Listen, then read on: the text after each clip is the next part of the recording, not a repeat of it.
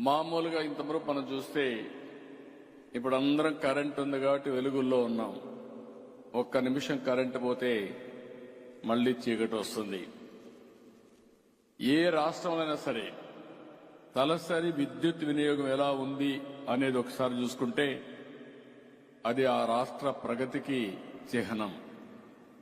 ఎంత కరెంట్ ఎక్కువ వాడుతున్నామంటే అంత ఎక్కువ తలసరి ఆదాయం కూడా వచ్చే పరిస్థితి వస్తుంది. ఇది ఇండికేషన్. అందుకే ఇంధన రంగానికి చాలా ప్రాముఖ్యత ఉంది. మనకు దైనందిక కార్యక్రమాలు దేనికైనా సరే పవర్ లేకపోతే ఏది జరగదు.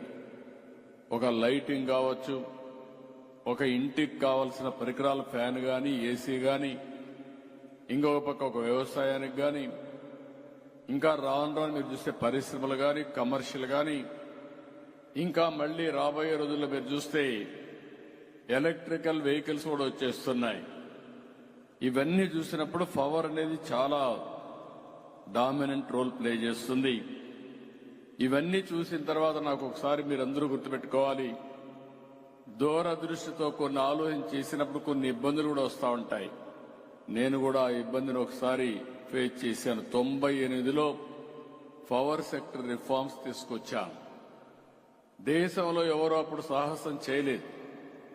ఫస్ట్ టైం నేను పవర్ సెక్టర్ రిఫార్మ్ తీసుకున్నప్పుడు చూస్తే అసెంబ్లీలో చాలా రోజులు పంటలు ఎండిపోతున్నాయని రైతులు ఆందోళన చేసేవాళ్ళు. పరిశ్రమలు నడపలేకపోతున్నామని ఎక్కడికక్కడ పరిశ్రమలు మూసేసేవాళ్లు.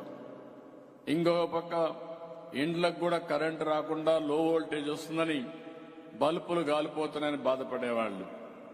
అవన్నీ ఆలోచించిన తర్వాత ఒక రిఫార్మ్స్ తీసుకొచ్చాం.